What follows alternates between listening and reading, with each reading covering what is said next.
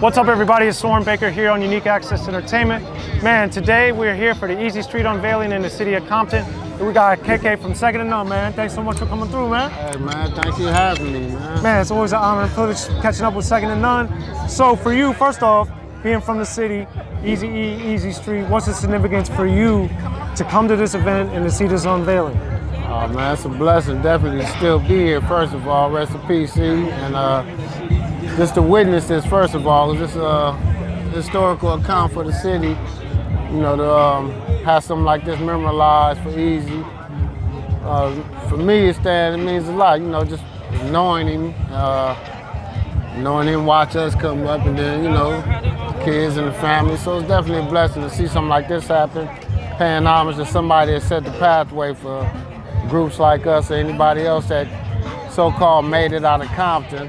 Yeah. Like Daddy V here. Yeah. And on top of that, Eazy was so successful, and then by the time you guys got to, I think, really know him and interact with him, it was a little bit down the road, right? Well, a little bit. Same year, 91. Well, no, I'm saying, 92. Oh. But what I'm saying is, but in 91, when you guys were starting to really break through, he had been out and big for a few years. Yeah, definitely. So by the time you were starting to get from him and you were talking to him or seeing how they were moving and stuff, what did you kind of pick up from him that you weren't seeing or that was different from Quick and the rest of your guys' crew? What was he doing that was a little different? Well, first, they were a little older and more experienced and exposed than us, a couple of years. But learning from him not to be scared to speak up, you know, as far as being in rap entertainment out here on the West Coast, you know. Right then and there, because it wasn't during our time in that era, late 80s to early 90s, wasn't too many stars that was accessible at that level to get advice or to, you know, to tell you, guide you a little bit. So Eazy did that for us, me and D, Second to None. That was definitely a blessing and a pleasure to even meet or become friends in that nature. But them coming before us, it was just like a guideline. That's them, it's us, and that's doing their thing, man. And it's a blessing to be able to hear it, witness it, or see it coming from first singles before they really start taking off for Eazy and all that, and N.W.A. So once again, not to get way off subject, but I'm overwhelmed with just being blessed even talking about it. Hey man, we're here. Song, you know? And as we've been hearing all throughout the day, they've been playing a lot of Eazy-E music. And one of the things that I always appreciated about him, like I appreciate about Quick and about Second to None, is there was the humor element to it, even though it was super street. So when you were hearing Eazy, and he was really funny when he rapped, so what did that mean to you as a person, as an artist, as a writer? Oh, as a writer, it was kind of the same similarities, different tales of the tracks in Compton, but it was relative because it was cool and comfortable for us to do it because somebody else had did it and broke the gateway down.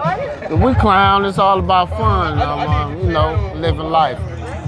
So all the struggles that we went through, the N.W.A, the Quick Second to None era, but learn to laugh and have fun and live life, and appreciate life, and that was something learning from them.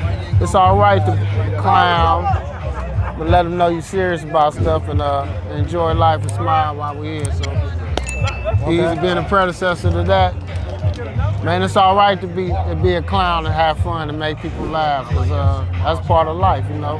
And I'm from Maryland, but growing up seeing what Compton represented visually was largely because of Eazy-E. The Jerry Curl, the Lokes, the Raiders hat, the starter code and all that. What impact do you think the dress code, or what Eazy wore a lot, what N.W.A wore a lot, what impact do you think that had on the culture and on the music? Definitely spread out on the culture. You having like not villains in black, but you have young men in black, and that Raiders and that L.A. Kings and all of that West Coast culture sunk in. Levi's, khakis, with the black cats, especially with the Lokes. You know, that's this era. That's West Coast culture. You know, no disrespect to hip hop culture, but West Coast street rap element in that whole nine of the West. That's what it is. So now here, the Eazy-E, EazyE Street unveiling. Last thing, what do you think is the legacy of this moment for Eazy-E and for the city of Compton? Eazy, it definitely stands out. I mean, to show the impact that he had, not just on the city, but as far as how it spread out to the world, you know. His voice, his character, the person he was, you know, still is today, in living memory. Just that person, his character embodied in him. But this is historical, man. This is a blessed moment for him not to be here to share it. But hey, you know, it's so many things I could say, man. I know, man. You know, it's a lot going crazy, on. but it's a good moment. EazyE Street, 2023. KK, thanks so much for coming through, man. Always a privilege. Appreciate it, Soren. Yes, yes.